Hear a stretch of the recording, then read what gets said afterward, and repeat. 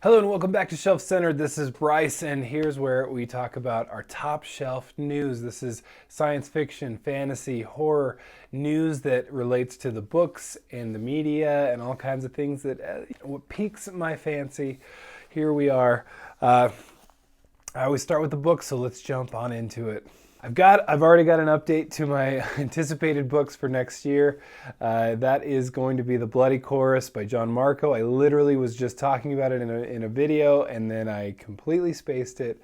It's one of those, like, it's almost like, well, I talked about it, so my brain says, you're done. All right, put it away. But that is definitely on my anticipated books for next year that are coming out next year. We just don't have an actual release date. It's in my unknowns, but I honestly do, or maybe just my hope that it'll be earlier in the year. So we'll hope. Let's see. Then in cover reveal news, Rob J. Hayes has another book coming out. Well, it's a hardcover version of the book that's already out, as I understand it. Sins of the Mother, and it looks really good. It's just one of those that Rob J. Hayes is on my list. I have a couple books. I even have audiobooks, so I have no reason not to get reading when it comes to Rob J. Hayes. All right, then just kind of, it's book/booktube news, but this is pretty interesting stuff for me. I just participated in a readathon, and it was really fun, and so I'm already going, you know what, why not do another one? Jump on board. There's a group of booktubers, and I love them all, and I don't know if I'm gonna be able to stop myself, but they've just all announced a readathon. We're talking Josh at Red Fury Books, author A.R. Witham, Madison Goodyear, Andrew from Andrew's Wizardly Reads, and I'm doing actually a read along with him with the Malazan Book of the Fallen, and that's been going on already starting this month. And then last but not least, Fine Reads, and again, just great group that I will probably not be able to stop myself from also reading with them. It's just such a good reason to push you to just keep reading and read more. So that'll be great. I am looking forward to that, and great news for another readathon. All right, thanks for sticking with me so far. I've been sick. That's why this news did not come out earlier last week. Instead, it's coming out today. It's been a rough one. I got whatever's going around. It might even be RSV or something to that degree. Anyway, it totally has taken out half my family. So, and I hope my voice will last. That's the question here.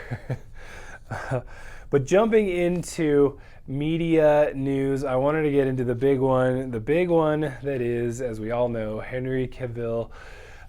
His time as Superman is at an end, despite the fact that he just announced that he was going to be continuing to be Superman. He is actually not going to be. As you may or may not know, James Gunn, who honestly has been doing really well with the DC EU, the DC universe. We all know James Gunn from Guardians of the Galaxy. He's done very well with those, but he's also done really well with a lot of things lately. He's got the successful and well done Peacemaker series, TV series, but also the Suicide Squad, the new one.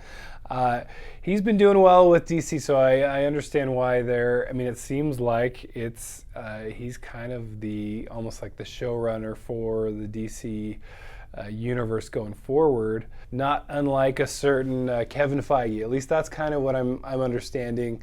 I don't think anything's been directly stated to that degree, but it just seems like they're like, wait, okay, we realize we should have been doing this all along, as we all know. Just have somebody in the background kind of guiding continuity, and I know they haven't really cared. They're just like, hey, slap Batman or something on something, and then we'll make money. That's what we like. And instead, it's like, hey, you know what people like even more than that, and gets you movies that are record-breaking as far as box office sales, is when you actually care about the fans and then make it something that the fans care about.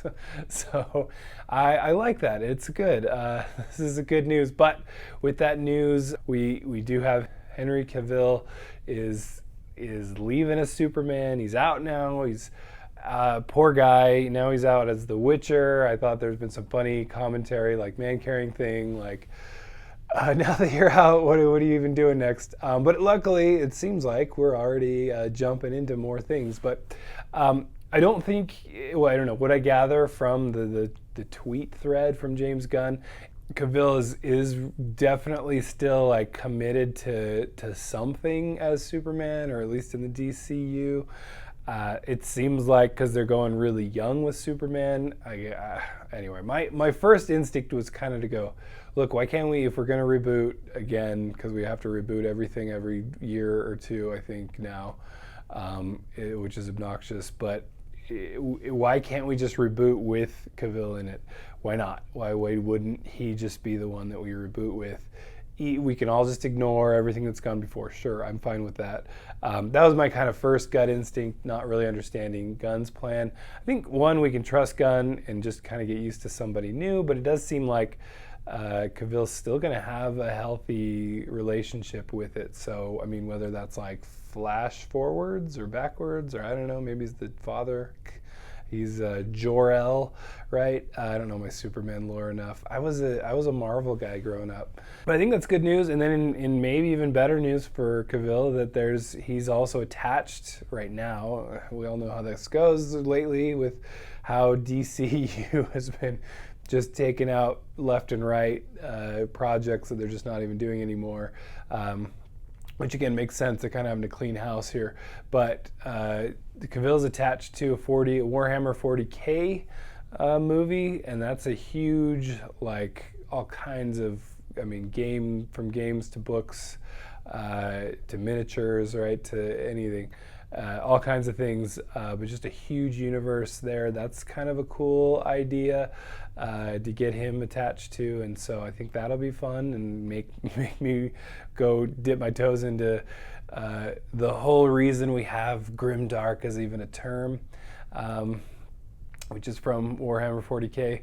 And then also, there's some speculation, why not, that he could do the Mistborn stuff. Why not? Somebody in that. I think he's got plenty of geeky things, and I just was finding out that apparently, I mean, he knows about Raymond D. Feist. He knows, like, he's well-versed, and he would love to do stuff with Gemmel. I mean, imagine him as the legend. Like, that's what I mean, that would be so cool.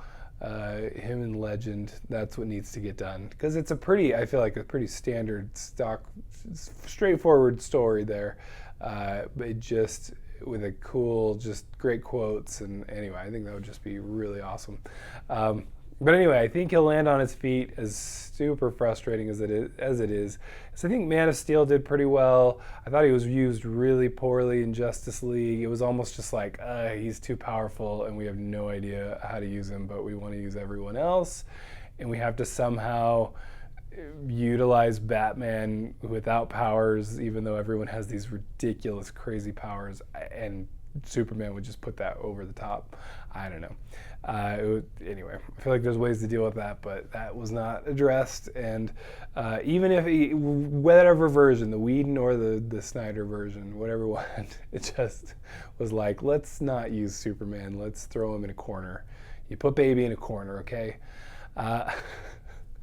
Where are we even going with that? I don't know. And then finally, in media news, we have The Wheel of Time Season 2.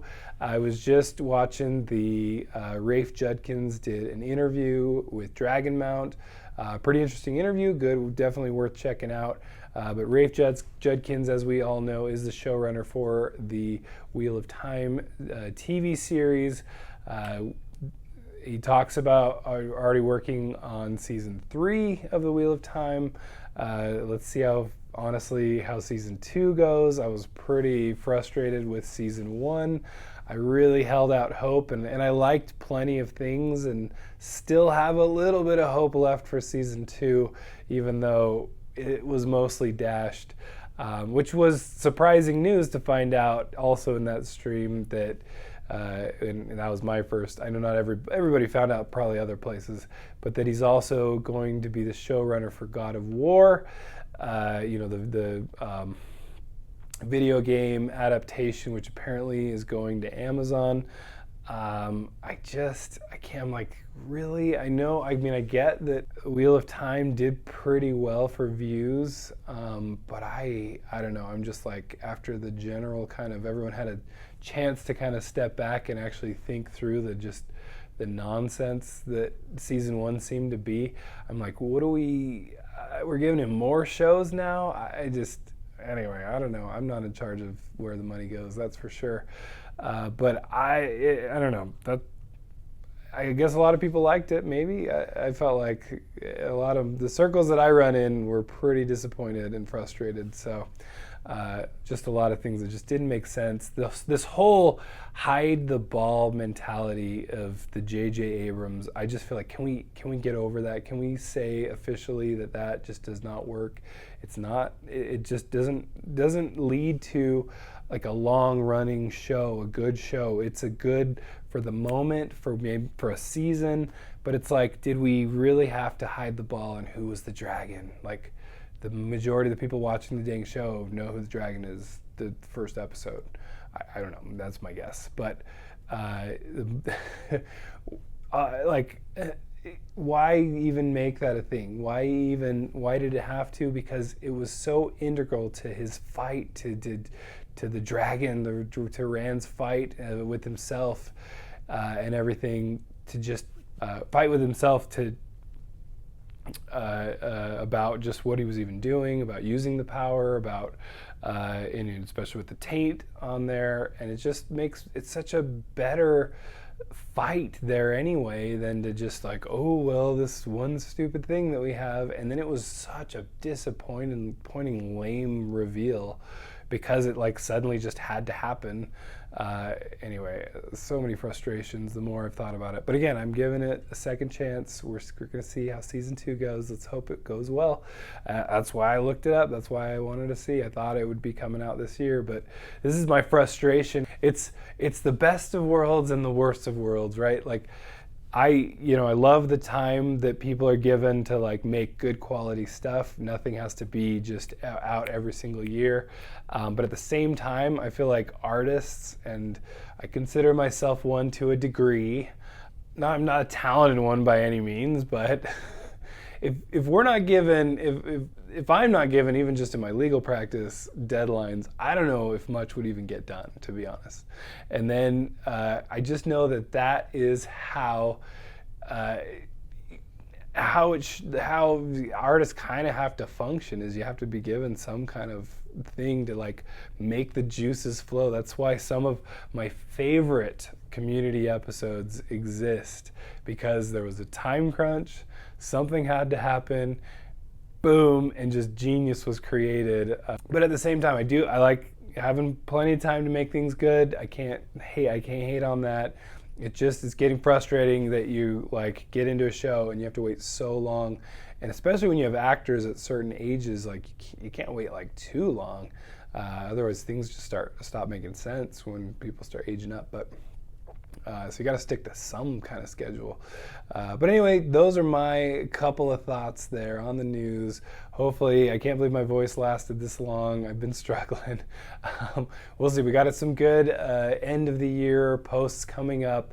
I've been complaining about top 10 lists and top lists for the last couple months. You better believe I can't just post a top 10 list for the year. Right now, I still got books to read by the end of the year. So you'll see those closer to the end of the year. Once I know for a sure thing that I'm not going to read or be able to read one more thing, that's when you'll probably get the video. Because I'm stubborn and I complain, apparently. I appreciate you. Thank you so much. And I wish you all the best. And we'll talk to you later. Bye.